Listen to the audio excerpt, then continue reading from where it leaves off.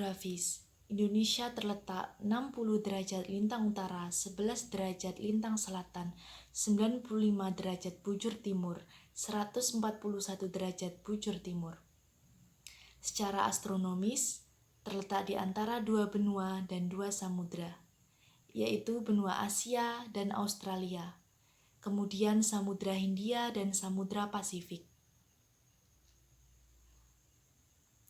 Indonesia juga memiliki 34 provinsi yang tersebar di seluruh wilayah Indonesia.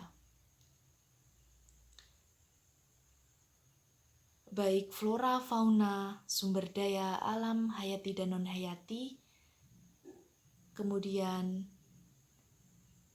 terdiri dari beragam suku, agama, ras, budaya, bahasa, adat istiadat, serta kegiatan masyarakatnya. Bahasa Indonesia merupakan jati diri bangsa serta bahasa pemersatu bangsa Indonesia. Penggunaan bahasa Indonesia berguna memperkokoh persatuan dan kesatuan bangsa Indonesia. Seperti pada salah satu butir Sumpah Pemuda 1928, kami, putra dan putri Indonesia, menjunjung bahasa persatuan, bahasa Indonesia. Pada zaman sekarang seperti abad 21 ini, terjadi pergeseran penggunaan bahasa Indonesia dengan penggunaan bahasa asing. Bahasa Indonesia merupakan jati diri bangsa Indonesia sesuai Undang-Undang Dasar 1945.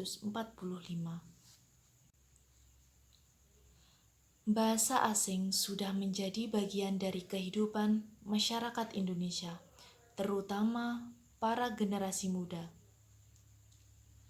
Generasi muda lebih bangga menggunakan bahasa asing. Penggunaan bahasa asing juga sangat diperlukan dalam era globalisasi seperti saat ini.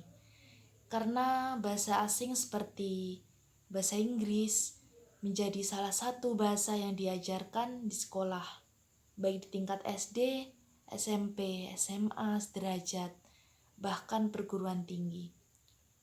Walaupun begitu, bahasa Indonesia tetap menjadi prioritas utama dalam komunikasi dan bersosialisasi antar masyarakat, teman satu dengan lainnya, dosen, guru, dan tenaga pendidik. Kita sebagai generasi muda wajib mencintai dan melestarikan bahasa Indonesia. Indonesia memiliki ragam bahasa daerah seperti bahasa Jawa, bahasa Sunda, bahasa Aceh, bahasa Bugis, bahasa Bali, bahasa Betawi, dan lainnya.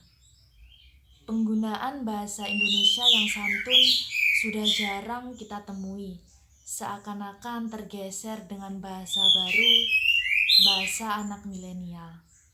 Menurunnya keterampilan berbahasa Indonesia menjadi tantangan dan hambatan menuju terwujudnya bahasa Indonesia sebagai salah satu bahasa internasional.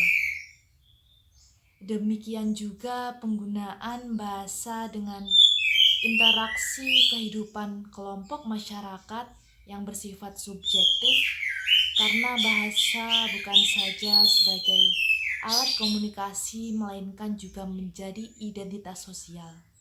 Untuk menumbuhkan rasa nasionalisme yang tinggi dan mempertahankan identitas bahasa Indonesia pada generasi muda, perlu adanya pemerataan pendidikan, khususnya dalam konteks berbahasa Indonesia yang baik dan benar sesuai kaidah penggunaan bahasa Indonesia. Selain para generasi muda, peran pemerintah dan masyarakat dalam mendorong serta mengupayakan perkembangan bahasa Indonesia sejajar dengan bahasa internasional. perlu dilakukan. Seperti halnya bahasa Indonesia yang menjadi bahasa resmi ASEAN, salah satu bahasa resmi ASEAN, memiliki peluang yang cukup besar dalam arus globalisasi. Kita sebagai generasi muda harus bangga akan identitas jati diri bangsa Indonesia.